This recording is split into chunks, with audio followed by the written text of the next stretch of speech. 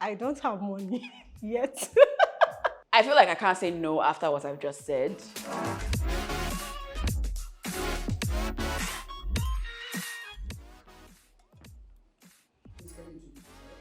My name is Maiwa. My name is Chidi. My name is Oluwabusolami. My name is Amara. My name is Jumebi. Hi, my name is Aduke. I am a communications manager. I'm very drawn to people, culture, arts. I also like to experiment with recipes. People say that I'm passionate about what I do. A lot of people call me smart, the glasses, I think, but yeah, I'll take it. I lead the sales team at RiseVest. Basically, I'm responsible for asking all of you to put your money in Rise. So please download Rise and use this code so that I have a job by the end of this month. I like to hang out with my friends. I love to go restaurant hopping, and I like a good whiskey. I'm a products manager at Rise. My favorite food is amala, and I love watching romantic movies. I'm at my happiest when I'm watching that because things that won't happen in real life. It's just like living in fantasy, and it's really beautiful and amazing there. So yeah. I just started as the head of operations at Rise, so really new here. I ensure that day to day we kind of meet our goals. I work with everybody to make sure that their team's on target, kind of what I do at Rise. I am a front-end engineer at Rise. The easiest thing I can say about myself is that I love to enjoy myself. So I love to go out. I love to meet people. I actually really like being outside. I also like to read novels. I like to hold a book in my hand and read. I love listening to podcasts. Very typical. I love listening to true crime podcasts. So every day, at least an hour of my time goes to listening to true crime podcasts. You know, the gorier, the better. So yeah, those are just some things about me. I work with customer service. I've been at Rise for 1 year, so I am very excited to be here.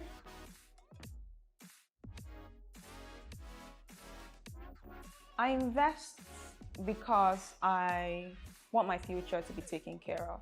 I invest to basically grow my wealth, get my money up in the easiest way possible, not selling anything, just leaving it somewhere, any interest. An easy way to grow my wealth is really why I invest. Why do I invest? I like the soft life. I like to be able to afford a lot of things, so I started investing quite early because I always wanted to know that I could afford the things that I wanted. An investment gives me that comfort, it gives me that safety to know that even when life happens, like emergencies and things happen, I'm still financially okay. So that's why I invest. Well, I have goals. I have things I would like to do. So when I make investments, I have plan for the money that might come out of that. So yeah, so I invest to achieve my goals, to get things done. I invest because I want my money to work for me, basically.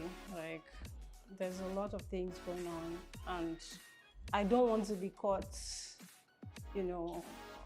off guard with my finances. So I just want my money to work for me, without me having to, do stuff to earn money. I do stuff to earn money, right? But the one I have, I just want it to be multiplying while I'm sleeping or not bothered about anything.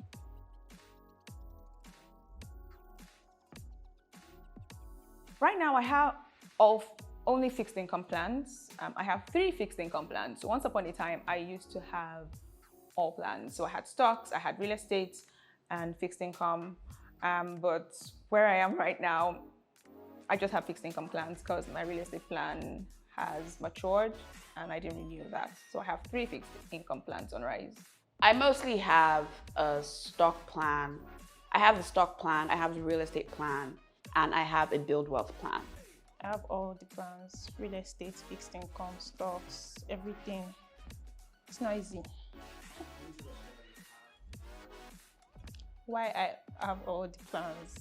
Okay, I have a stocks plan because, sorry to say this, I'm the product manager and I'm just required to know what's happening in real life. I'm not an high risk person, so that's the reason why I actually have a stocks plan. Sorry, yes. I have real estate and fixed income because, they both match my risk appetite. Actually, I mean, it's low. And then real estate, basically, I can call myself a landlord in America, and that's like actually really cool. So, yep. I have a real estate plan, I have some stocks plans, and I have the fixed income plan. I have a real estate plan and I have a fixed income plan. I stay away from stock plans. I don't know. I don't have that risk appetite at all. I like stability. I'd rather have it like at that steady point. Oh, I put it here and it's maybe just a bit higher. I'm not looking for that crash that might come with a stock plan. I have so many rice plans.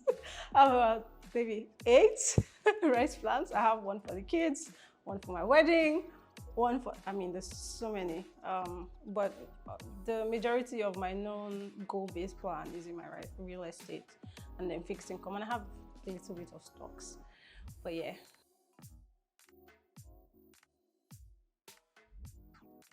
I started working 6 years ago.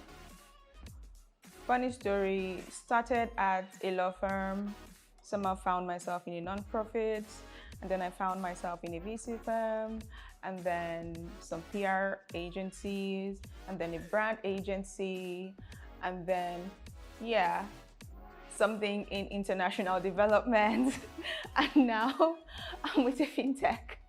Oh, Lord. I started out as a tax consultant. I am actually a chartered accountant with ICANN, so I'm ICANN certified. And I did tax consultancy with a Big Four for 7+ years, almost 8 years. And then, as most people do, they bounce from consultancy. And I decided to switch things up a bit and go into media. So I spent the next 2 years selling media products. I led the biz dev team there. I spent 2 years selling media and interacting with the tech space, with the tech world. So lots of events, lots of meeting CEOs, lots of meeting investors and so on. And then after that, I came here. So 7+ years as a tax consultant and almost 5 years, wow. Selling stuff from media to financial service products. Oh, okay, interesting. My career journey. Okay, so I was working in the bank for a while, for like almost 2 years, and that was like really non-fulfilling for me. The value I was getting wasn't equivalent to the stress level, so I decided to, just look for a job where I could already, where I had transferable skills, work my love for like technology, and then the intersection I have about just helping people do stuff, solving problems, basically offering solutions. And then product management was it. I had enough transferable skills, and others were like things I could learn on the job. So, I took a course, got an internship, and that was how I started. And like 4 months after my internship ended, I got a job at Rise, and that's like pretty much how I got into product management. And career-wise, I mean, Rise has been amazing. The people, always helpful, learning stuff, progressing together, and basically we're helping everyone that uses our app grow their wealth in a stress-free way. So yes, that's career. My career progression, let's see. So I started in oil and gas. My background is in chemical engineering. I did that for a little bit. Went back, got a master's in global policy. Then I dabbled in industries a little bit. I worked with Al Jazeera, handling business operations for them. Then I went back to oil and gas with Qatar Energy, handled international joint ventures for them. And then I started an MBA at INSEAD, took a break, and now I am at Rise. Well, I can say I'm very early, like I'm really at the earliest points in my career, kind of. I'm still a student, but I'm in my final year, so I'm about to graduate. Rise is actually the second place I have worked as a front-end engineer. So I was working somewhere late 2020 till I started at Rise early 2021. So yeah, my career has been going good. I feel like I've been very lucky so far, but it's been good so far, yeah. My career progression. Well, I started working professionally in 2017, and it's been from one place to the other. And mainly in admin roles until I came to Rise, and I'm here doing customer service. So it's been very interesting, growth wise. Starting off as an intern, then getting to this point in my career. Absolutely love it.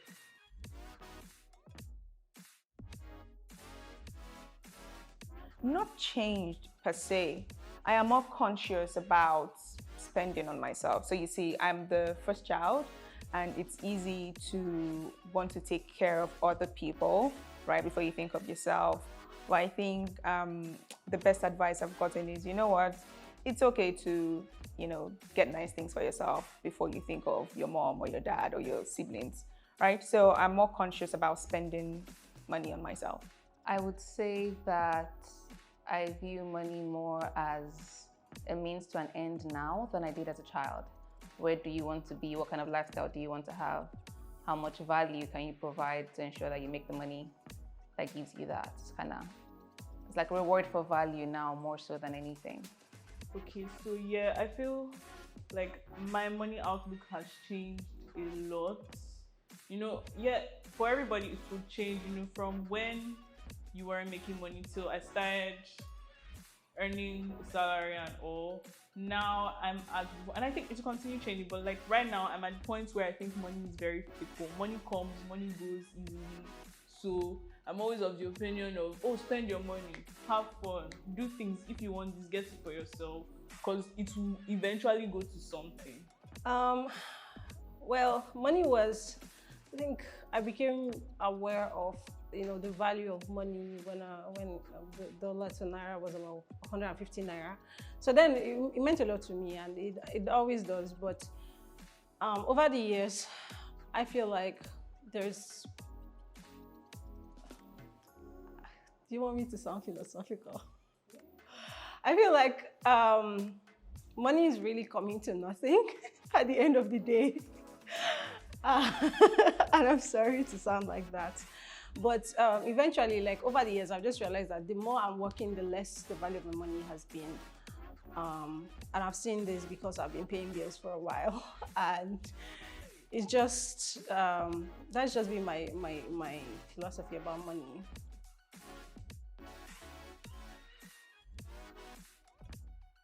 None, actually. I mean, I have some money in crypto, but I wouldn't call it a risk because it's just like, it's not a lot of money, so it's money I'm willing to lose. So nothing yet.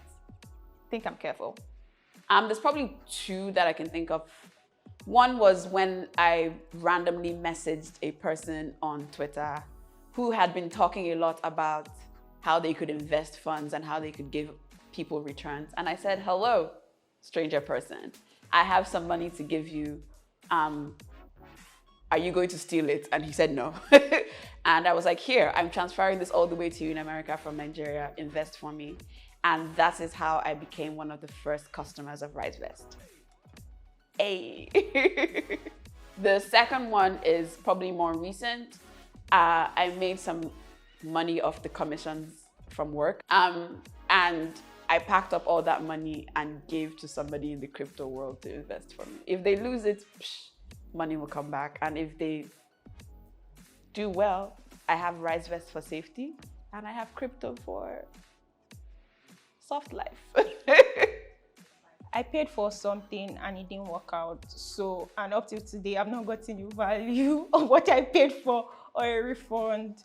I'm not going to say I was scammed, but that's like the biggest money risk I've taken, because normally I don't invest like too much of anything in high risk, like crypto or stocks, just like maybe 10% of my total life savings in those things. So yeah, I think it was paying for something and not getting value and not getting a refund. Maybe I'll get it tomorrow after this call, but as of now, that's like the biggest money risk I've taken. Financially, I am risk averse. I do not take money risks. I love it for people that do. By all means, please go big or go home, make your money risks. But personally, I don't do it. I did MMM. I did Ultimate Cycler. I did all those things, just trying to, I mean, to get the point right, just trying to grow my money. I did every scam. Not like I did it, but I put my money in it because I was just desperately trying to get my money up. And it didn't work because I wasn't even financially literate at the time.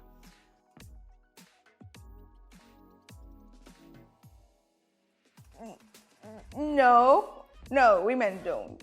No, not in the way that people think that they do. I feel like I can't say no after what I've just said, but it depends on the day you ask. Politically correct answer.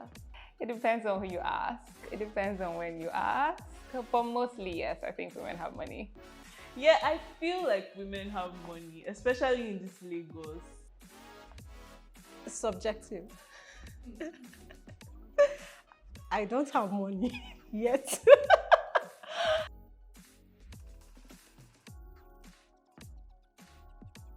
My mom, From my mother. My dad. From my parents. My family, we're one of the people that read Rich Dad, Poor Dad that year.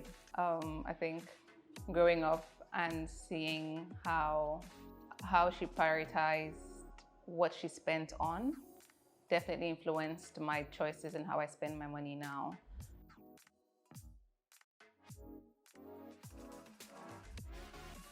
it's like a moderately aggressive thing going on. I go big or go home.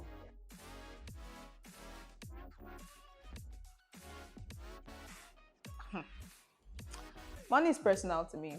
And the way I think of it is it's not even for myself. I want to have enough to help out a friend who has need for it. I really just like having my own money because, again, I'm very, very shy and I literally don't know how to ask people for things. I think the only people I'm comfortable asking for things are like my parents. I'm even shy to ask my brother for money, so it's that bad. I like having my own money, and it's why I work, it's why I save, because I'm always shy to, ask for things or even have like conversations. So I do think that a two-income home, a two-income anything is better than one. And nobody wants a liability. Nobody wants to feel like a liability. So it shouldn't matter if or when the man comes. I think every woman should have her own as much as she can. Well, I'm not sorry to say, but I'm addicted to investing. My message to them would be, don't you want a soft life?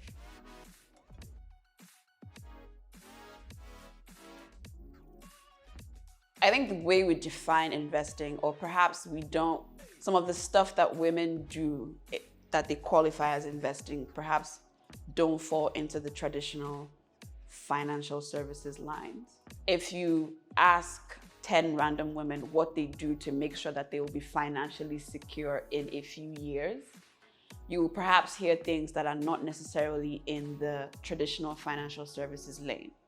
Things you do to ensure that you are financially secure in the next few years is essentially investing. I think there are so many systemic things that stop more women from investing. Between responsibilities, the burden of childcare mostly lands on the woman most of the time.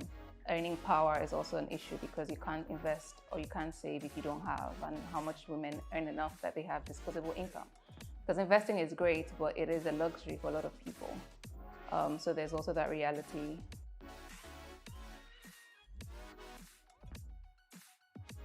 Happy International Women's Day. I know that this day can feel performative, but it is for women, and I want women who are watching to know that it is okay to sometimes be selfish and take care of yourself. I hope that you get some much needed rest today. I hope that you enjoy yourself today. And if you are at a point where you want to get more from your money, Rise is where you should go. Thank you for listening to me, I guess. Please download the app with this code that I'm going to give Franklin. And if you have any questions, I'm on social media, so you can ask them or email me. But thank you for listening and have a wonderful International Women's Day. bye guys, bye Franklin and Mayowa, and thank you for having me. You must put this part. So if you don't already have Rise, my women, please install Rise, start investing. And for men, for International Women's Day this year, gift the women in your lives Rise plans. We have gift plans. So no excuses, guys. Let's all invest. Okay, so download the Rise app, and I'm hoping that every woman that is watching this video has an amazing International Women's Day and keeps being awesome. Thank you. Hi, and I wish everybody an International Women's Day full of passion, love, fulfillment, and joy, because being a woman in these times is very tough. You can soften your life by using Rise, and this is not because this is a Rise video. I've been a Rise user like almost 8 months before I joined Rise, and it's been really a journey of growth, a journey of growth and improvement. So please just use Rise. I'm telling you, in fact, if you don't feel like using Rise, change your mind today and use Rise. Thank you.